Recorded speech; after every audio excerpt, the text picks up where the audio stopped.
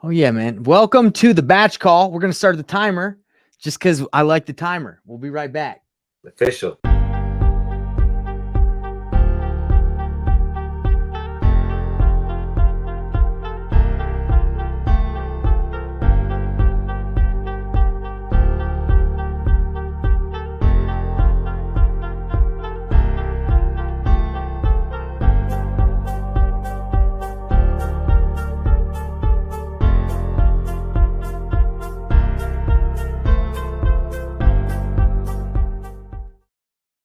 Welcome to the Payneless Cash Buyer Secrets call that we do weekly, where we show you guys how to use batch leads to get deals, to get cash buyers, to make more money. This is the goal. We're here to do more deals. So if you're on this call, that's what we're going to do today. Is we're going to show you how to do more deals. I'm going to explain to you guys how I just did a deal for $35,000 that was listed with a real estate agent, and how we were able to get my buyers to walk through. The agent knew, the seller knew what was going on. Everybody knew what was going on.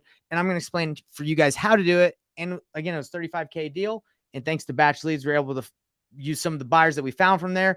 And that's what we're going to be going over today. So if you guys are worried about talking with your cash buyers, if you're worried about working with agents and you don't know how to do it, stay tuned. We're going to be breaking it down. And also, I got David the Truth over here. We got from Long Island. He's got his number on there for you, so you can hit him up if you got a deal there or you want to network. What's up, David? Hey, man. Thanks for having me here. Awesome to see you. Oh, always a pleasure to have you on here, man. And it's exciting. We're going to be talking today about the deal that I did, and also about you just got a deal under contract, right? Yeah, man. Pretty excited. So I was saying buyer signed, seller signed, and looks like we're all good to go. So Oof, excited for it. That one we're working a while too. Actually, text message back from October. So yeah. So that follow-up game was strong then. Wow. Follow-up. Good job, man. Did you negotiate? Well, we can break it down. We can talk a little bit about your deal in a little bit.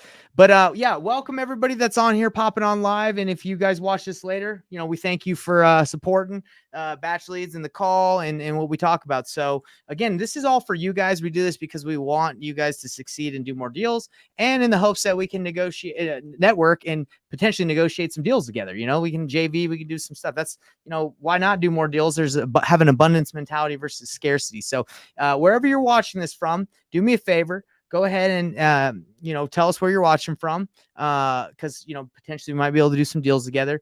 And yeah, go ahead and also like this video wherever you're watching, because then it tells the algorithm, hey, this is some good stuff. Let's get in front of some more people.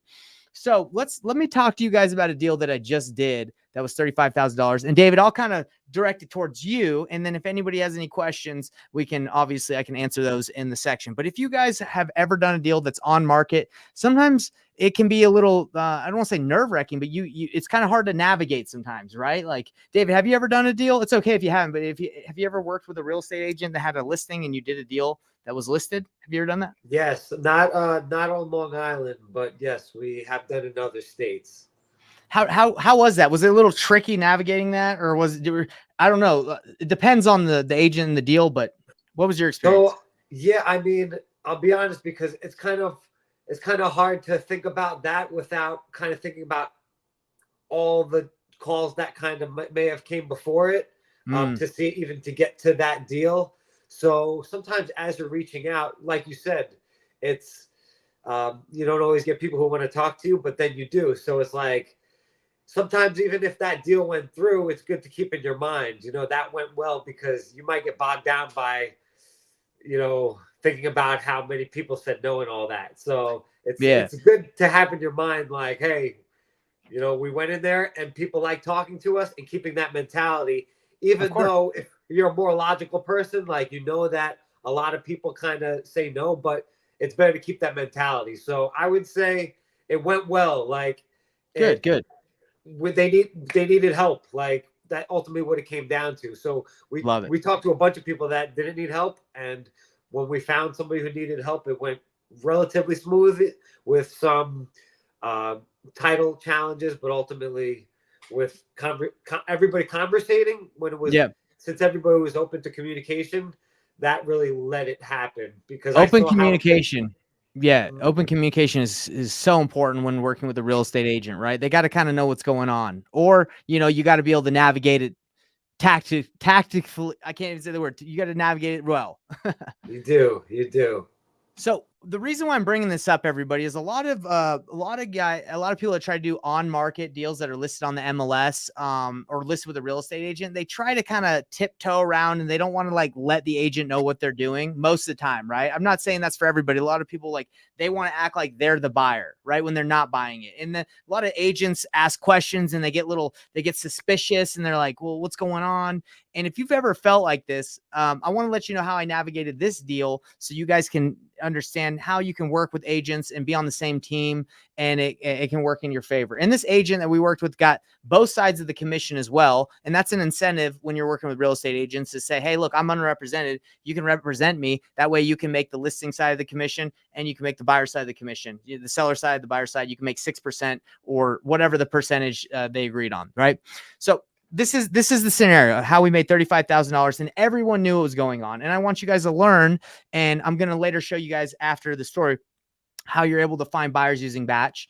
And yeah, so let's dive into this one, David. Have I told you about this deal, the 35K deal yet?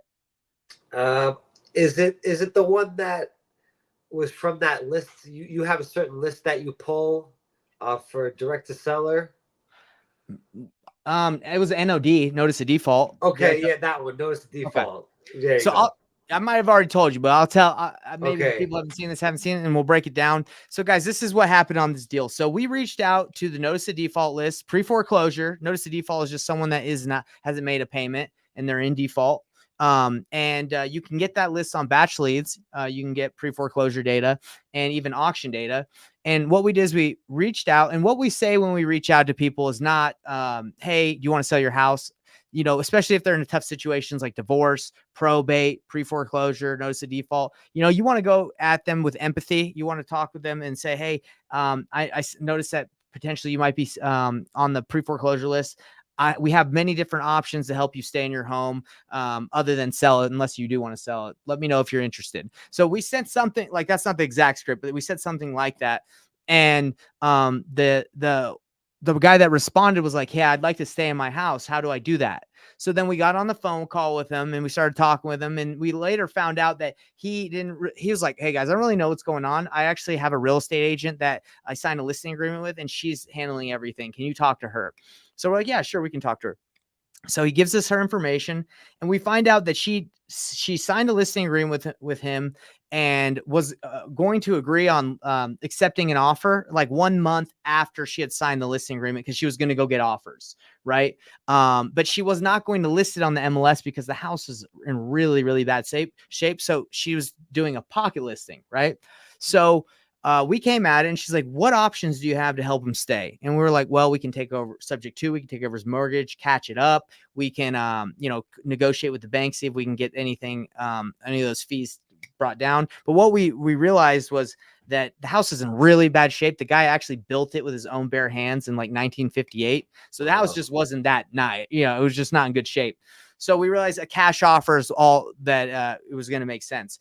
Now they were asking like $270 for the house up front. Now that was not even close to being a deal. The house was probably worth like $350,000, $400,000 fixed up, and it was destroyed, and they wanted $270. Not a deal.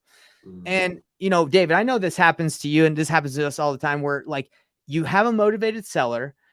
They won't sign an agreement with you. They want to check with other people, and they're wanting too much already, and back in the day when I was a bad wholesaler, not good, I would just lock up people and I just say, oh, yeah, let me see if I can, let's sign a contract. I can do that. And then I would do the inspection and I would try and negotiate it down later. I did that back in the day when I had no idea what I was doing. And I think a lot of people do that. They just give the seller kind of what they want, and they try to get buyers through, do their process, and try to deal with it later. I don't think that's the best strategy, because it's a waste of time. Plus you burn a lot of bridges, especially if you say, yeah, I can do 270, and then you come back and you're like at 150, right? Doesn't work. So this is how I navigated the situation, everybody. And this is what I think everyone should do in situations like this. They weren't going to sign anyway because they wanted to wait to a specific time. They had other people they wanted to talk to. So I could have offered like $500,000. Maybe they would have signed, but usually they're just like, yeah, well, we're going to keep waiting. We're not ready to sign yet.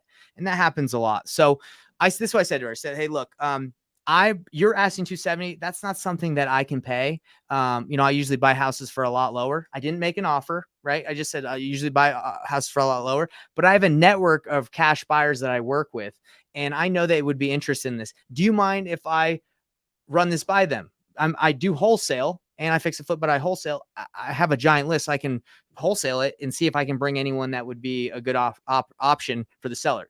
The lady's like, yeah, sounds good. I know what wholesaling is. That's fine with me. Run it by whoever you want. So for me, I know several cash buyers that I could call that would be interested. This is not something I'm just going to send out to an email list, because if I send this out to 10,000 people, I don't know who's going to just call the agent directly, who's just going to try and snake it. I'm going to reach out to people I know, right? So I said, okay, you don't mind me reaching out? She knows I'm wholesaling it. I reach out. I get about 8 to 10 of my cash buyers interested, and I just pick a time at Friday at 12 o'clock. I just say, hey guys, this is the situation. I don't have it under contract. We're negotiating. They're not willing to accept offers yet, but if you can go in and tell me you can offer, I can present that offer. We can see if we can get you the deal. So they all went in at 12 o'clock on Friday. 8 showed up. And after they saw the house, I got offers from all of them ranging from 150. Okay, again, they wanted 270. 150 to 250. I was getting $100,000 difference in offers. If I would have just gotten one offer or two and they were at 150, I would have been like, this isn't a deal, right? But can you believe that, David? Like, you're getting the offers come in really like $100K difference. And I mean, questions arise in my mind just from there, and I always am wondering kind of what goes into that spread. It could be construction costs. It can be maybe their exit strategy. So that's quite a big range, though. But it's a big range. Happen. That's how it is. There's some people that have crews that they have to keep busy, so they're not looking to make as much money on the deal. There's people that instead of paying hard money at 12%, they actually have private money that they pay like 7 or 8%. So that's why having the best buyers, like I can do deals that I could not do in the past, or I can do deals that other wholesalers can't because I know the right buyers, right? I know the best buyers through networking. And I'm going to show you guys how to find buyers with Batch right now after the story. So anyway, we get all the offers coming in, and again, don't have it under contract, guys. I just have relationships, and I knew, this was someone that was going to sell. And instead of the traditional wholesaling route where, okay, I got to get it under contract, I got to wait till it's under contract to go find buyers. I have 5 or 7 days of due diligence, and if I can't find someone, I got to cancel it. I just said, hey, forget that. I'm just going to see what we can pay right now. So what ended up happening was when it was coming down to the time where the agent was willing to accept the offers, we called and we said, hey, just curious, like we got a couple people as their offers are still coming in. What offers have you been getting? Like, what have you been getting? Like we said, the agent, she's like, I haven't really gotten anything over 200,000. Right. So if I would have gone in and said, hey, I can do 270, right? Like I would have been way off from what she was getting, and I would have burnt the bridge, right? I would have just like no trust in that relationship. So I let other people beat her up because I knew, not her up, but like beat up the offer. Sure. I knew, I knew that it just wasn't going to work at what they wanted, right? But when you make that low ball offer, you can sometimes immediately like just kill the conversation, or like they won't want to talk to you anymore. Yeah, and sometimes we were just talking about this with one of my buyers. A deal that they got recently, not mine, but where they came in right after they were kind of offended about somebody's offer, which was, a 50 or 60 grand difference. Right. So yeah, and even if it's like, it doesn't seem like it, if you're even going from like, 400 to 350, or even it's like 410 to 360, like that's a big jump, especially in people's mind. They have a number sometimes that is offensive to them. Yeah. So are you saying that your buyer came in and got it because someone offended them earlier? So they came in looking like the shining knight? Yes. And then they're joking, like, we should team up with that guy, like, and have him send him in. Like, hey, that's not a bad idea. Bro, I've done so many deals where someone just lowballed somebody, and then I come in and I'm like, I can beat that by like a $5,000 or $1,000. They're like, okay. So I think throwing out lowball offers, not smart. You got to be tactful about it. So anyway, so what happened was she's like, best offers I'm getting are around like like 200, less than 200,000. Guys, remember we had offers from 150 to 250. So, you know, if we make an offer at 201, for example, or 200, we're making 50K, right? So this is what she says. She says, now it's time. What we're going to do is we're just going to, you know, accept highest and best, submit your best offer. So I knew a couple wholesalers in my, my area that are coaches and gurus who like I talked to, cause I knew they were looking at this deal too. And the offers they were making were way higher than mine. They were like 270, 260. But what was the problem, David? They had 7-day due diligence, 5-day due diligence, $1,000 earnest money, like $100 earnest money, all refundable. So their offers were like contingent, right? On like going to see it. My offers, bro, guys already saw it. I'm good. Big difference. Big difference. And when someone's going into foreclosure, what do they want more than anything? They want certainty. They want to know certainty, exactly. And that's sellers. A lot of time they'll take certainty over like, you know, potentially a higher offer. Sometimes if they're not motivated, they'll just drag their feet and just let anyone lock them up. But anyway, so our offer was 215, 0 days due diligence, $50,000 of non-refundable earnest money, right? So what ended up happening is when everybody else's offer had due diligence periods, low earnest money, that just didn't look that serious compared to ours, even though ours was $50,000, $60,000 lower. So that's how we were able to do a 35K deal without having it locked up. Wow. By letting the seller know that we were wholesaling it, by letting the agent know, by letting our buyers know. And then we just went to the buyer that offered 250 and say, hey, you won the deal. And we even like, we're like, hey, do you mind? Can you come up a little bit, bro? And he's like, nah, that's the best I can do. And that's fine. And the cool thing about all this, guys, is in Utah, the real estate, the Rep C for Utah and real estate agents, it's non-assignable. They're not allowed to assign it unless you have the permission of the seller and they do an addendum. So because we were transparent the whole way, we just said, hey, so you knew we were wholesaling this. Do you mind putting an addendum to the contract saying we're assigning it to so-and-so's LLC, our end buyer? Not the whole contract is assignable, but we actually just said to the specific LLC we're assigning it to. So that's another thing a lot of agents get like weary about. They're like, this is assignable. You can assign to anybody. When you say, hey, I actually have some entities that I purchase properties in, just put this entity. Just one. Like I'm not going to just do like some random assignment to someone you don't know. Like this is one that I buy in. This is one I work in. So they feel a lot more comfortable when you're assigning to something specific, right? Because I have multiple LLCs. Many businesses do. That's not a weird thing. But when you make it like assignable, period, that can be a red flag for a lot of people. So that's when having a buyer is helpful and important. So anyway, guys, I just want to stress how important it is that this deal I would not have won if I didn't already have buyers go through, because my offer would have been just like any other traditional wholesale offer, 280, 290, whatever. And we would have just had to come back and renegotiate after winning because we offered too much. The reason why we won is because we had legit terms that were strong. And if you guys are running into situations where you're talking to a seller who is motivated, but they're letting other people, they want to find out other offers, don't just sit on your hands and wait. Say, hey, do you mind if I send some of my people through? And so we can get you an offer. So when you are ready to accept, I can have something concrete in front of you. Versus back in the day, David, I would just wait and I would just throw in my crappy offer with everybody else's and you cross the fingers, right? You'd be like, I hope this works. Honestly, Nathan, I could hear that just from you describing it, that the communication was there, because the agent did a great job, it sounds like, working with you guys, because even the fact that you know the breakdown of what the other buyers are offering, that means that's being communicated both clearly to the seller and that's being clearly communicated to you and to what everybody's going on. So you can actually make your pitch around that. So, I mean, right. I would think it's a huge difference, like 50,000 compared to no, but like, and that's, I mean, you're making a huge advantage and guaranteeing like, this is where we're in, and you can leverage yourself that way. 100%, bro. And this is the thing too, like earnest money for a lot of buyers, like, dude, they don't care. They're already buying it. They'll put 25, they'll put 50, they'll put 100. If for some buyers, if it means them getting the deal, because they're already going to buy it, right? You gotta take, they don't care. Right.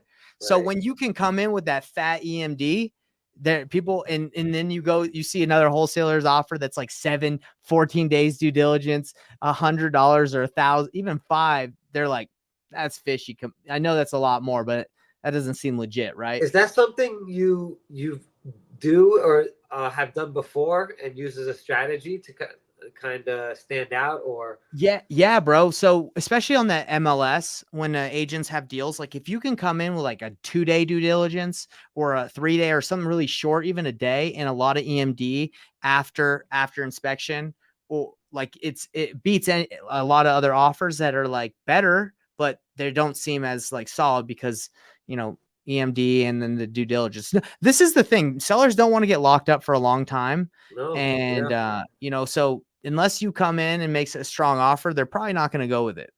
They want a sure thing. Yeah, they want a sure thing. So, and this is another, I'll just real quick talk about this, like this being transparent and working with the seller and the agent this way and letting them know like, hey, this might not work for me, but I have some other cash buyers that might be interested. It puts you in the position as like a consultant, and you're just like kind of the middleman, versus like when you say I'm going to buy it and then you have to negotiate, it's like you and them back and forth. When like there's this one we're doing right now where it wasn't working for a cash offer. So we went subject to on it, right? We went terms, and we're not buying it on the terms. We're bringing in a buyer, and it's just been back and forth. Like the buyer has specific criteria that he wants, where he's going to have to put a certain amount down. If I weren't just stepping back and saying, hey, look, this is someone that I'm working with that might be interested. Let me see what that would work for them.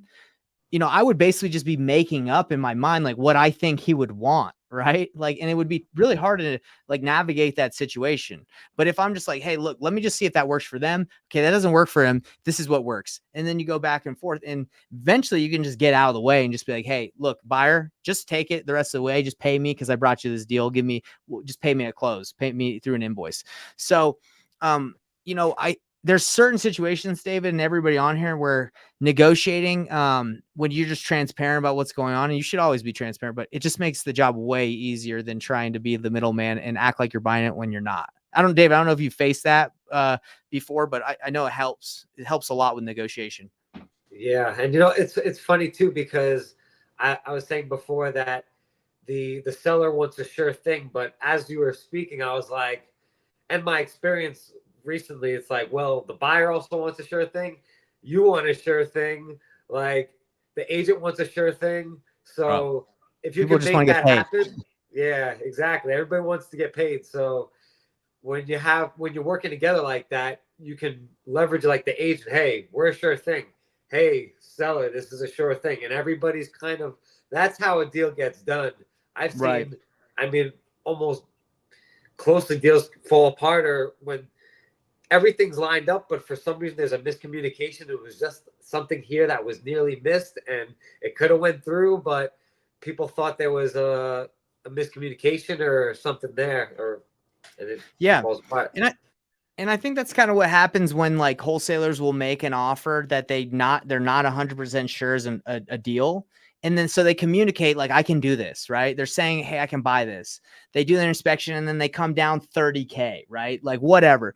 To some sellers, that's like, I don't trust you anymore. Like we didn't communicate right. The trust is gone. And I've even like, when I used to do that, I don't do that anymore, but I would get a lot of deals back in the day where like somebody had canceled the contract with a seller, and then I came in and offered the same price or even less, and they went with me because they're like, hey, look, like I'm not going through that again. Like I just need that sure thing. And they weren't willing to renegotiate and work with that person just because they just didn't feel like they wanted to do it. Right. They felt, what's the word? Not like maybe that they were lied to. I don't know. Like obviously negotiation, sort of deception there. Deceptive. Yeah. Like there's deception involved. And now look, I'm not saying that you can't renegotiate ever, but if that is but if your strategy and your plan is like, let me lock you up and renegotiate it later, you're wasting your time and their time, because that's you might get lucky, but yeah, and it's not really ethical. So yeah.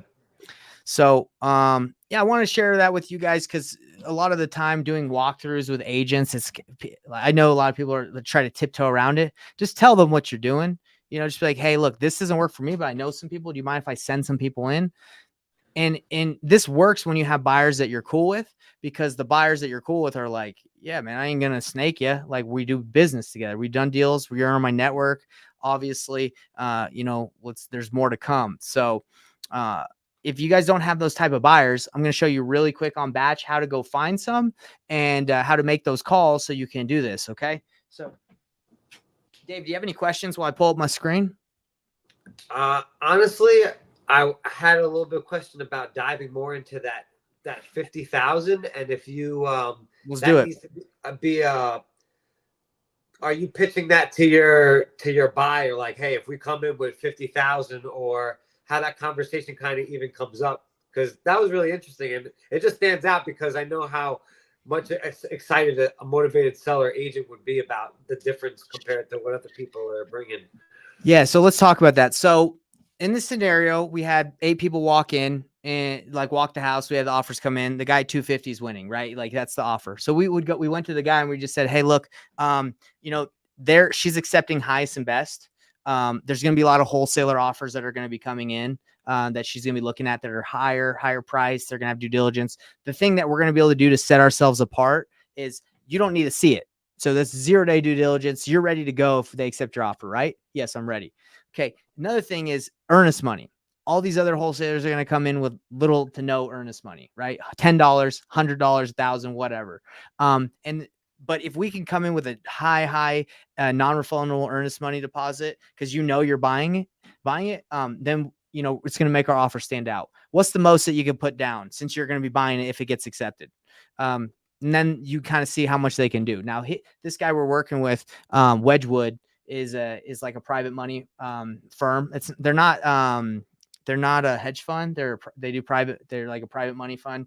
There's the differences anyway. Sure. So they have millions. Monetary group. Yeah, bro. They got millions. So for them, he was like, bro, I'll put the whole purchase price down. I don't care. But we just 50,000. And that's how we had the conversation. How much do you have so we can put this down so, it sticks out? And you're in New York. I know that a lot of those guys they can bring a lot of EMD down too. That's what, if they don't have to, but that's great. Like, that's why I was very interested. That's, for anybody listening, man, that's a nugget right there. That's a nugget. And the thing is, he closed like a couple days later. So when you look at EMD like that, guys, like, it's not a big deal. And guys, I haven't used my own earnest money, my own EMD, for like 3 years, right? When I first started, I'd send in $100 or whatever I was doing. And I know when I do deals in Texas, they want the person that is originally on the contract, even if you sign it, they want you to put in your EMD when you open up title. And so that's Texas. But other than that, I never put down EMD. I just use my buyer's EMD. So if my EMD is $1,000 or 500, or even if it's 25,000, I would get my end buyer that I'm assigning it to. I would get them to put down 30, 25, 26, and then I'm using their money. So if you're ever like, oh man, I don't have any EMD, it's like, well, you don't need to use it. Use your buyer, use them. But obviously, if you do it the way that I wouldn't do it, where you just let me lock it up. I don't know who I'm going to assign it to. I'm just going to open up title. I'm going to send you my money, and then I'm going to have to cancel it and cancel title, all that stuff. If I don't have somebody. So get anxiety just thinking about that. Woo, I'm telling you. So, all right. So great question, David. Did I answer that for you? Yeah, man. Thank you so much. Anybody else in the chat, you guys can type in if you have any questions. I'm going to show you right now how to find some buyers on batch right now. So right here, if you just go to the tab property search, we're going to go right here on the left-hand side. All you got to do is let's see where we're at right now. I just want to pull this up. Okay. So we're in Salt Lake City, Utah, right here. That's where I live. So let's say I got a deal in Mill Creek right now. All I got to do is I just got to do a boundary search. I got to draw around my house. So let's say my house is, I could type an address, but I'm not going to put a specific one. Let's just say my house is right there that I'm trying to find a buyer for. All I got to do is mark it. And then on here, they give you specific tabs, right? So you can go all the way over here and you can say quick cash buyer. There's no options in there, or you can go cash buyer. So this is saying there's 1,223 cash buyers in this area that have purchased properties for cash. This is not filtered, by the way, guys, like for timeline or anything like that. But I usually like to go on market to see how many properties that are currently listed in this area or that were sold on the MLS were with cash buyers. Okay, that's how you do it. You go on market, cash buyer. This means they were listed on the MLS with a real estate agent. Now, if you click on any of these, guys, look at that. You can already tell that's a flip, right? You can go and see these ones, and that's another flip. You can see it staged. You can click on it, and you can skip trace the LLC of the buyer on there. I'm not going to click on it because YouTube will say, hey, that's privacy, too much info. But you click on it, or you can call the real estate agent who represented the buyer or has represented the buyer and say, hey, I have a flip right around the corner. Looks like your buyer that you represent is a flipper. Is he looking for any more? Do you mind if you run this deal by him? And simple as that, guys. If you do that for specific deals you're looking for, they call this the neighborhood flipper technique. So you're just looking for flippers in the neighborhood that have done deals, and that's how you do it. So 2 ways to find cash buyers is, this is the longer way, but this is something I suggest everyone do as they go along. And as investors, just always be networking, always be talking to people and, making calls and just networking and learning and going to RIAs.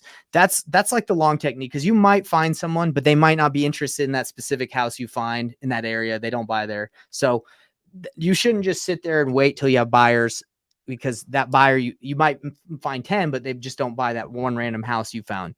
So what I recommend is you always network. And as you find deals, you use the neighborhood flipper technique that I just showed you, and you just search in that specific area for buyers that buy. Because again, when you call someone that just did a flip and you got some right next to their flip, and you're like, hey, would you be interested in this one? 99% of the time they want to look at it, because they're like, oh, for real? Yeah, that's easy. I like that area. I know what to expect. I feel good about it. So, yeah, man, that's what I want to show you guys on Batch. And we've been going for a while, but hope all this information has been helpful. David, do you want to give us a little bit more information on that deal that you got to enlighten our users, our listeners? So, yeah, I mean, pretty excited about this deal because it was originally from a texting campaign that we were doing. Well, for him, it started in October of last year. So after following up, we had it on a drip through CRM, through Auto, and it was dripping for a while. And about 2 months ago, we were able to get on the phone. We talked, set up an appointment, didn't show up. That kind of happened twice for the next 2 weeks. And then he finally reached back like 3 weeks later. Hey, I'm going to be by. Can we come take a look at it? So, yeah, I went and took a look at it. Me and him, we had a good conversation. It's 2 properties, actually, on one piece of land. So they're right next to each other. So I guess it's technically a duplex. Yeah. So it requires a specific buyer, too. Right. But luckily, I have a great landlord buyer who can cash flow with this property. So after meeting with the seller, we had a great conversation, and we brought in our buyer about a week later, at 2 weeks, and there was some challenges there, with people not showing up and pushing forward. And hey, is this guy for real? Oh, okay, is this guy for real? On both sides, from the seller side, from the buyer side. And like you said, as like the consultant in the middle, it's your job to be like, things are good. He really wants to do it, because you do know that everybody wants to get this done. But a lot of what we do, we're working with people in certain situations where there's a little bit of distress there. They want that answer now. They want to know what's going on. So basically, yeah, my buyer came in and decided he wanted to buy it, and we were able to get it. We were able to get it locked up. Love it. And yeah, so you know how we do things here is an attorney state, so we had to send things over through attorneys. But it looks like both sides, seller and buyer, signed this week. So we're Congrats, good to bro. go. Yeah, man. Excited for that one. Thank I you. love it. If anybody, everybody give some love to David in the live, in the chat. And if you guys have any questions or have deals in Long Island, David's the one to go to. So guys, I hope this was a helpful call. We just want to let you know that we're trying to change the way people do wholesaling. Transparent is the key. It being straight up with what you do. There's nothing to be scared about. I remember when I first started, I tried to hide everything. I was like, oh man, I think the seller, he's going to find out I shouldn't bring my buyers. I don't want the buyer to talk to the seller. He's going to snake it. Like, look, those are all like scarcity mindset. Yeah. I had that scarcity mindset, and I was just nervous and afraid that everything was going to get taken away from me. If you're just in it, because I wasn't being transparent, I was brand new. I didn't know what to do. I was nervous. But if you feel like this, a way to get around it is just to be real, right? Just to tell people what's going on. So anyway, I hope this was a helpful call. Dave, you got any nuggets or anything you want to let people know about before we wrap up? Man, I would say it's cliche, but consistency is key in all realms, not just with your reach out, but even in your follow-up and your daily practices. And that's mentality there. So it's challenging, we're all going through some challenges at different times. And this is a note to myself too, because I went through a little bit of a challenging month last month. And man, this is what we do. We just keep taking it in stride, let it make you stronger, build with it, and let it fuel you. Like, hey, who's doing this? We're the ones doing this. We're helping people. We're making it happen in face of the adversity and challenges. And that's what's required to get these deals done, to have people get the help that they actually need. It takes that extra mile. So if you go in the extra mile in all aspects of your life as much as you can, whether that's, on the phone, at the gym, with how you're taking care of your spouse or loved ones, try to, be present and do that as much as we can, and good things will happen, even if it takes longer than you wanted it to. I love that, man. And I just want to second that. Everything you said, I agree with. And guys, I know it can get discouraging, right? But just know that discouragement is one of the devil's tools. He tries to discourage you and say you're not good enough. But look, it's true, man. A lot of people think it's okay to get discouraged. Like, oh, guys, get that out of your mind. Like, if you're feeling down, just be like, hey, that's not what God wants. And if you don't believe in God, that's just not how I'm going to succeed. If I'm always down in the dumps, like I need this, I'm going to succeed. Positivity, discouragement, we all feel it, but listen, we all can overcome it by just, like you said, the consistency. This job, like any job, guys, I can promise you can get into any job field. You can get into insurance. You can get into door to door. You're going to have ups and downs, but just know through consistency, you're going to rise above it all. So if you guys are feeling like that, just message me, message David. We got your back. We know this job, how it is, but we got you. So everybody, will talk to you later. And last thing, like this video wherever you're at, so the algorithm knows that it was decent, so we can get this in front of more people. We just got to like David. Somebody give us a thumbs up. Let's go. We're going to go. All right, everybody. Yeah, like this. Let's get this in front of more people. And let's change the way the game's done for wholesaling. All right, guys. Later.